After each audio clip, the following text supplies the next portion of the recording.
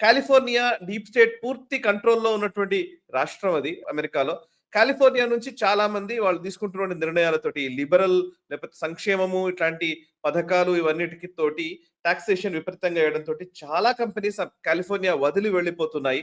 అందులో గూగుల్ కో-ఫౌండర్స్ దగ్గర నుంచి చాలా కంపెనీలకు సంబంధించినటువంటి వాళ్ళు ఈవెన్ ఇప్పటికే టెస్లా వెళ్ళిపోయింది. So almost 47 technology companies, tech companies California నుంచి మూవ్ అయినట్టుగా తెలుస్తుంది. కొంతమంది టెక్సస్‌కి వెళ్ళిపోతున్నారు. మిగతా ప్లేసెస్‌కి వెళ్ళిపోతున్నారు. ఆల్మోస్ట్ ఎక్కువ మంది టెక్సస్‌కే మొగ్గు చూపుతున్నారు. ఎందుకని ఇదంతా కూడా ఇది బ్లూ స్టేట్ కావడం వలన ఇదంతా జరుగుతోందా? లేకపోతే ఆ విధానాల వల్ల జరుగుతోందా? వివరాలు చెప్తారా? ఈ 2 సెపరేట్ సబ్జెక్ట్స్. యాక్చువల్‌గా ఒక్కొక్క సబ్జెక్ట్‌కి మనం ఒక కంప్లీట్ గంట ప్రోగ్రామ్ చేయొచ్చు. 100% అంత కీలకమైనటువంటి 2 అంశాలు కూడా. మొదటిది మనకు ఇంటర్నేషనల్ అంతర్జాతీయ సంస్థల నుంచి అమెరికా వైదొలగడం. 35 సంస్థలు యునైటెడ్ నేషన్స్ ఏతర సంస్థలు. 31 సంస్థలు యునైటెడ్ నేషన్స్ ఉన్న సంస్థలు. ఇందాక నువ్వు చెప్పినట్టు ఇవన్నీ కూడాను అమెరికా నిలబెట్టింది. వాళ్ళ డీప్ స్టేట్ వాళ్ళ ప్రపంచాన్ని శాసించి ప్రపంచాన్ని వాళ్ళ అధీనంలో పెట్టుకోవడానికి పెట్టినటువంటి సంస్థలు ఇవన్నీ. దాంట్లో నుంచి అమెరికా బయటకు వస్తారు. అంటే రూల్స్ బేస్డ్ ఆర్డర్ అన్నటువంటి పరిస్థితి వాళ్ళే తీసుకొచ్చారు. ఈవెన్ సోవియట్ యూనియన్, చైనా వాళ్ళకి వ్యతిరేకంగా ఉన్నటువంటి శక్తులను కూడా దీంట్లో భాగస్వాములు చేశారు. ఇప్పుడు వీటినన్నింటికి బయటకు వెళ్ళిపోతుంది అమెరికా. అంటే మాకు ఏ రూల్స్ వర్తించవు, మేము చక్రవర్తులము, సార్వభౌములము, కాబట్టి మేము ఏం చెప్తే అదే చట్టము. మీకు ఒక చట్టం చెప్తాను, ఇంకో పక్కన వాడికి ఇంకో వేరే చట్టం చెప్తాము, నాకు వేరే చట్టం వర్తిస్తుంది. నేను ఈ రోజు పొద్దున్న లేచి నేనేం చెప్తానో అదే చట్టము, రేపు వేరే చట్టం చెప్పొచ్చు. అటువంటి పరిస్థితుల్లో అమెరికా వెళ్ళిపోయింది. అందుకని కీలకమైన సంస్థలు దేని లివరేజ్ గా వాడుకొని ప్రపంచాన్ని శాసించిందో అవి దెబ్బతింటాయి. అమెరికా అంటే వాళ్ళ సైన్యము, స్థావరాలు, వాళ్ళకు ఉన్నటువంటి ఆయుధాలు, వాళ్ళకున్న న్యూక్లియర్ వెపన్స్ కాదు. వాళ్ళకంటే ఎక్కువ రష్యాలో ఉన్నాయి న్యూక్లియర్ వెపన్స్. రమారమి 1000 న్యూక్లియర్ వెపన్స్ రష్యాలో ఇంకా ఎక్కువ ఉన్నాయి. అయినా అమెరికన్ సూపర్ పవర్ ఎందుకంటామంటే దీని వల్ల ఈ సంస్థల ఆధారంగా ప్రపంచంలో ఉన్నటువంటి పాలసీల్ని, ప్రపంచంలో జరగబోతున్నటువంటి పరిణామాలు ఇవన్నీ కూడా వాళ్ళు శాసిస్తారు, దాన్ని వాళ్ళు కంట్రోల్ చేస్తారు. అలాగే డాలర్, ప్రతి ఒక్కరు డాలరే వాడుకోవాలి కాబట్టి ఈ 2 లీవర్స్ తోటి ప్రపంచాన్ని మొత్తం వాళ్ళు అధీనంలో పెట్టుకున్నారు.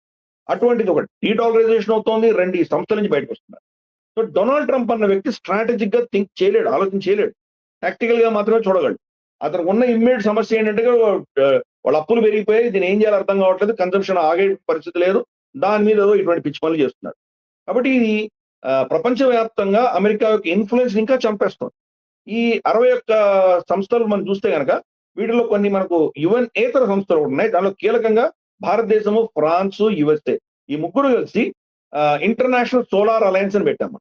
ఈ ప్రత్యామ్నాయాలు ఏదైతే మనకు పెట్రోలియం ఏతర ఇంధనం ఏదైతే ఉందో, ఎస్పెషల్లీ సోలార్, అది ప్రపంచవ్యాప్తంగా దీన్ని ఎలా మనం స్ట్రాటజీ చేయాలి, దీనికి ఎటువంటి పాలసీలు ఉండాలి, దీన్ని ఎలా మనం ప్రోత్సహించాలి, వీటన్నిటి కూడా ఈ 3 దేశాలు కలిసి దాన్ని ఇనిషియేటివ్ తీసుకున్నాయి. ప్రపంచాన్ని అందరూ దాంట్లో తీసుకొచ్చి దాన్ని ముందుకు వెళ్లే పరిస్థితి చేస్తున్నాం మనం. దాని నుంచి బయలుదొలిగాడు.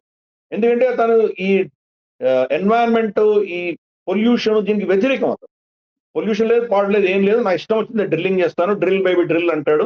కాబట్టి ఎంత పర్యావరణ కాలుష్యమైనా నేను పట్టించుకోను, నా దేశం ఇంపార్టెంట్, నా ఎవరైతే వర్కర్స్ ఉన్నారో వాళ్ళు ఇంపార్టెంట్ అన్నటువంటి వ్యక్తి.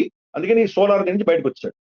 అలాగే మనం చూస్తే కనుక international energy agency, global counter terrorism, వీటన్నిటి బయటకు వచ్చాడు.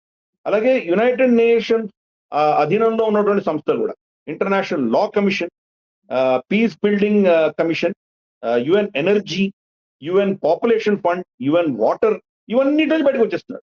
అంటే నా ఇష్టం, నేను ఏమైనా చేస్తాను, ఈ రూల్స్ బేస్ నేను బాగా పట్టవు. ఇప్పటికే చాలా సంస్థల్లో చాలా అంశాల్లో వాళ్ళు సంతకాలు పెట్టలేదు.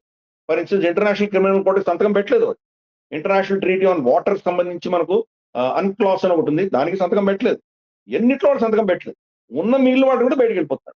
అంటే నేనే చట్టము, యుఎన్ కాదు కదా, మీరు ఏ చట్టం మాకు వర్తించదు అన్నటువంటి ఒక పరిస్థితి వెళ్తున్నాడు.